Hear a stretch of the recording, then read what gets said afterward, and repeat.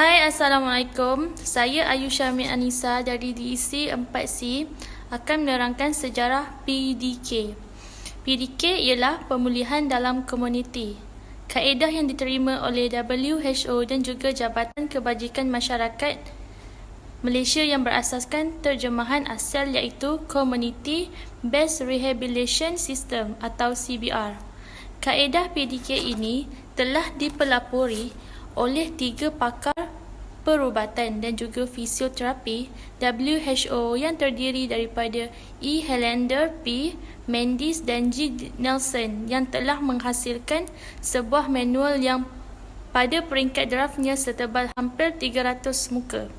Pada tahun 1983, Malaysia telah diwakili oleh seorang pegawai kebajikan masyarakat dan seorang pegawai perubatan untuk meneliti draft manual berkenaan. Seterusnya, memberikan peluang menilai dan mengubah suai pelaksanaan kaedah ini di suatu mesyuarat kumpulan pakar anjuran WHO di Manila.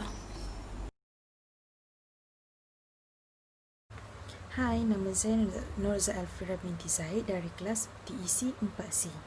Okey, hari ini saya ingin menerangkan apa itu PDK.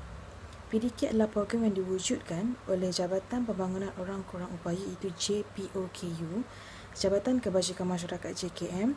Ianya merupakan satu strategi dalam pembangunan komuniti setempat bagi pemulihan, latihan, pendidikan, penyamaan peluang integrasi sosial orang kurang upaya OKU. PDK dilaksanakan melalui usaha bersepadu OKU, keluarga, komuniti dan perkhidmatan kesihatan, pendidikan, vokasional dan sosial yang bersesuaian. Program ini dikendalikan di seluruh negara dengan pelibatan aktif komuniti sama ada di pusat PDK atau di rumah. Hai, Assalamualaikum. Saya Zarina binti Abdul Rahman dari DEC 4C. Saya akan menerangkan tentang objektif PDK. Yang pertama ialah membolehkan OKU mencapai dan mengekalkan keupayaan fizikal yang ke tahap maksimum. Yang kedua, membolehkan kanak-kanak kurang upaya itu mendapat akses kepada penlibatan dan peluang. Ianya penting sebab kita tidak mahu menafikan peluang kanak-kanak OKU kerana mereka ada hak dan peluang yang perlu diberi. Yang ketiga, menggalakkan penyertaan penuh dan interaksi sosial orang kurang upaya dalam komuniti dengan memberi peluang dalam aspek pekerjaan dan pertanian, politik, perkhidmatan awam dan lain-lain. Yang keempat, menggalakkan penggunaan kaedah yang sesuai dengan masyarakat setempat. Yang kelima, mengurangkan penempatan jangka panjang untuk mengelakkan kanak-kanak OKU tidak tinggal sendirian. Yang keenam, menggalakkan sikap prihatin dan tanggungjawab masyarakat dalam melaksanakan PDK. Menggalakkan masyarakat di luar sana bersama-sama membantu OKU ini untuk terus kekal dalam masyarakat untuk menjalani kehidupan harian. Okey, hai, Assalamualaikum. Nama saya Nur Sabarina binti Ahmad Dasuki. Saya nak terangkan 3 asas PDK. Yang pertama ialah program berpusat. Maksud program berpusat ialah program pemulihan yang dilaksanakan di lokasi secara tetap berpusat dengan sesi-sesi pemulihan yang telah ditetapkan atau dirancang. Ciri-ciri yang pertama ialah OKU datang ke pusat untuk mendapatkan perkhidmatan. Yang kedua, tidak melibatkan bayi atau kanak-kanak, bertatih atau interaksi dengan rakan sebaya yang normal berlaku di luar program. Okey, yang kedua, program di rumah. Maksud program di rumah ialah program pemulihan yang dilaksanakan di rumah atau persekitaran semula jadi atau biasa. Ciri-cirinya ialah pada asasnya mengutamakan bayi atau keluarga bayi. Yang kedua, perkhidmatan diperluas kepada OKU yang tidak dapat datang ke pusat disebabkan kecacatan atau masalah kenderaan. Yang ketiga, perkhidmatan dilakukan di rumah. Yang keempat, melibatkan ibu bapa untuk mendapatkan khidmat program di pusat. Okey, yang ketiga, program gabungan. Maksud program gabungan ialah program pemulihan yang dilaksanakan secara berpusat dan di rumah. Ciri-cirinya ialah pemulihan di pusat selama 4 jam sehari dan 4 hari seminggu. Dalam seminggu, sehari pekerja PDK ke rumah OKU untuk lihat perkembangan OKU selepas menjalankan sesi pemulihan dalam situasi sebenar.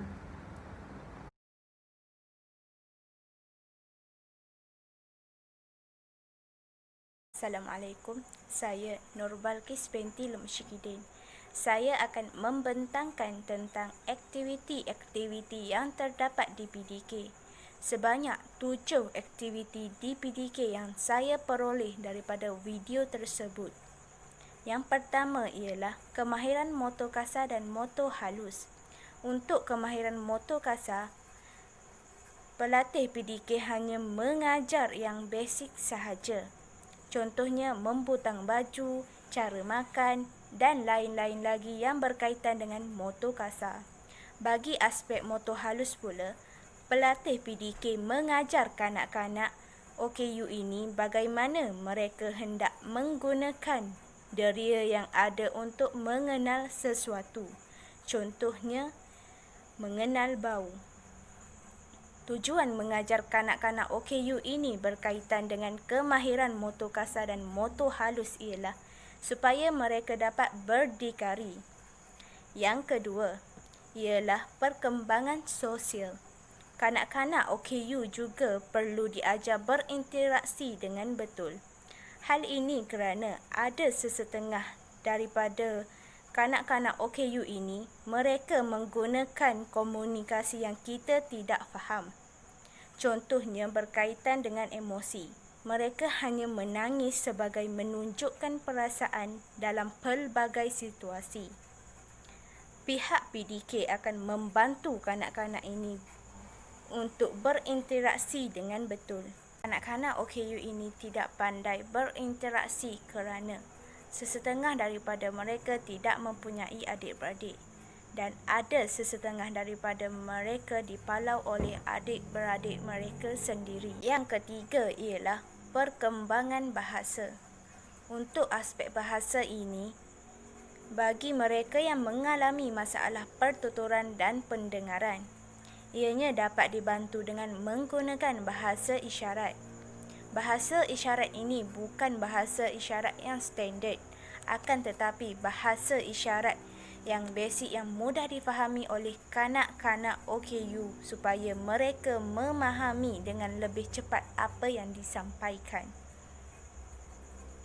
Pelatih PDK menggunakan simbol bahasa yang biasa dan mudah digunakan supaya kanak-kanak OKU boleh mengikuti aktiviti di PDK dengan baik dan lancar. Yang keempat ialah pengurusan diri.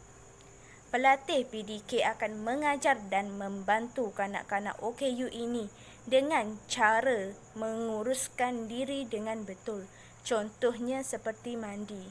Pihak PDK akan mengajar dan latih mereka cara mandi dan waktu mandi yang sesuai. Hal ini kerana kebanyakan kanak-kanak sebegini tidak pandai menguruskan diri dengan betul. Tujuan latihan pengurusan diri ini adalah untuk mengajar mereka untuk lebih berdikari. Yang kelima ialah asas 3M. Asas 3M ini ialah membaca, mengira dan menulis. Pelatih PDK akan membantu mereka mengenal huruf dan nombor-nombor asas sahaja seperti nombor 1 hingga 10. Pelatih PDK juga akan membantu dan mengajar mereka menulis dengan baik. Bagi kanak-kanak OKU yang ada masalah pendengaran, pelatih PDK boleh ajar teknik-teknik pengajaran visual untuk mereka menguasai asas 3M ini.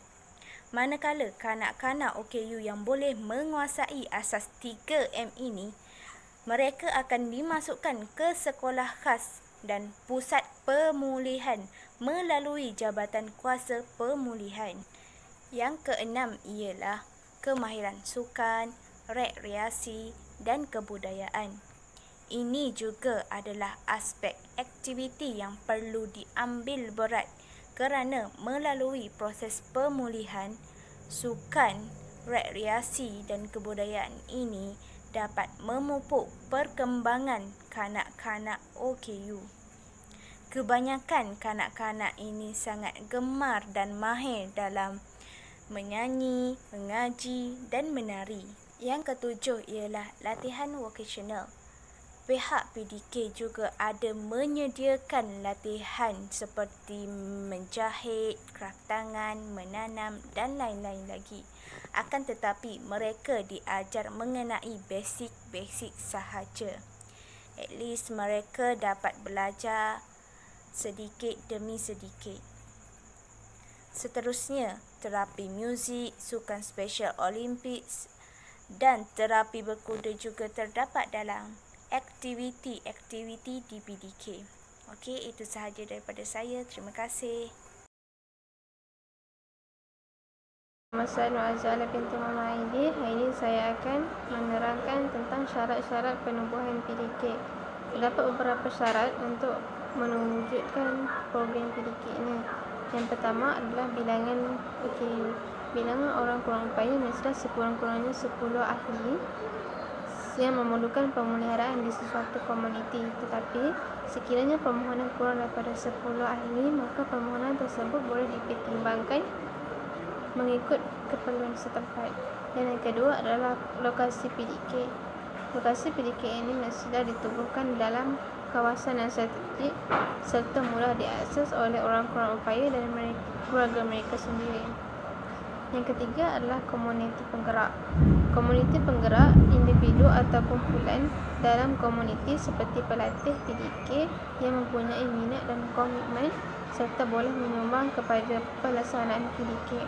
Dan yang keempat, perlu dapatkan hasil oleh PKMD untuk menubuhkan program PDK ini. Oleh itu, ketua ataupun pengarah perlu mendapatkan pandangan dan nasihat daripada PKMD mengenai pewujudan dan pelaksanaan PDK. Yang kelima adalah untuk mewujudkan PDK, ia perlu berdaftar dengan Jabatan Pendaftaran Penubuhan Malaysia. Itu saja. Okey, terdapat 7 kategori orang kurang upaya. Yang pertama, kurang upaya pendengaran. Individu yang tidak dapat mendengar dengan jelas di kedua-dua belah telinga tanpa menggunakan alat bantuan pendengaran atau tidak dapat mendengar langsung walaupun dengan menggunakan alat bantuan pendengaran.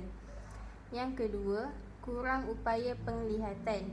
Individu yang tidak dapat melihat atau mengalami penglihatan terhad sama ada di sebelah atau kedua-dua belah mata walaupun dengan menggunakan alat bantu penglihatan seperti cermin mata atau kantar sentuh. Okay, yang ketiga, kurang upaya fizikal. Seseorang yang mengalami ketidakupayaan anggota badan sama ada kehilangan fungsi atau tidak mempunyai satu anggota di mana-mana bahagian anggota badan, termasuklah keadaan anggota yang tidak sempurna, yang mana keadaan ini akan menjejaskan keupayaannya. Okey, yang seterusnya, masalah pembelajaran. Seseorang yang menghadapi masalah kecerdasan otak yang tidak selaras dengan usia biologikalnya. Mereka yang tergolong dalam kategori ini ialah lembab atau Down syndrome atau kurang upaya dan lain-lain. Yang seterusnya, kurang upaya pertuturan. Upaya ketuturan individu yang mengalami masalah pertuturan tetapi boleh mendengar. Yang seterusnya, kurang upaya mental. Seseorang yang menghadapi pesakit mental yang teruk yang telah menjalani rawatan atau telah diberi diagnosis selama sekurang-kurangnya 2 tahun oleh pakar psikiatri. Akibat daripada penyakit yang dialami, mereka masih tidak berupaya untuk berfungsi sama ada sebahagian atau sepenuhnya dalam hal berkaitan dirinya atau berhubungan dalam masyarakat walaupun setelah menjalani rawatan psikiatri. Okey, yang seterusnya, kurang upaya pelbagai. individu yang mengalami lebih daripada satu jenis ketidakupayaan dan secara umumnya tidak sesuai diklasifikasikan di bawah mana-mana 5 kategori yang lain sedia ada. Contohnya, seseorang individu yang mengalami 2 jenis ketidakupayaan dari segi penglihatan dan pendengaran akan didaftarkan dalam kategori kurang upaya pelbagai. Matlamat utama penubuhan PDK selain daripada menjalankan aktiviti pemulihan dan latihan antaranya ialah memberi khidmat pemulihan awal dan latihan awal. Yang kedua ialah sebagai pusat rujukan dan matlamat kepada komuniti masyarakat amnya. Yang ketiga, memberi pemulihan, latihan dan pendidikan. Yang keempat ialah meningkatkan keupayaan berdikari dalam diri OKU. Dan kelima ialah meningkatkan kemahiran OKU dalam aktiviti vokasional.